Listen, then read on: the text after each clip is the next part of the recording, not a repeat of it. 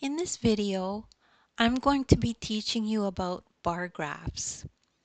So it's just a quick introduction on how they look and how to read them. So if we have a problem that says, Mr. Wright's class talked about which pets each student has at home.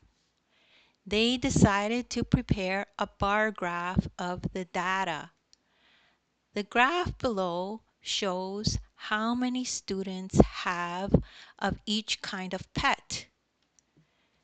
And then the question is, which pet did the students have most of? So you just have to get used to reading these graphs.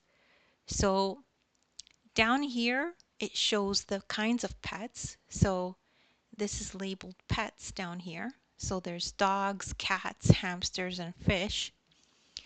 And then over here is the measurement of the number of students that had each kind of animal. So let's figure out how to read this. So if we look here, for dogs, this bar reaches 8 here. So the number of students that have dogs is 8. Then for the green one, that one's cats. And we could look here at the top of the bar, it reaches 6, the height of the bar. So 6 students have cats. Then if we take a look at hamsters, we go to the top of the bar and follow it across till it hits here. And we could see that the number of students that have hamsters is 3.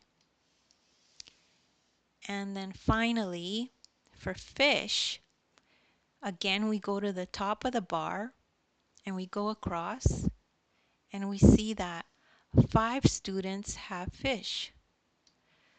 So the one that the students have most of is dogs, 8. So the answer is dogs. And don't worry if you don't understand this right away. Just review it again and it'll make sense because practice makes improvement.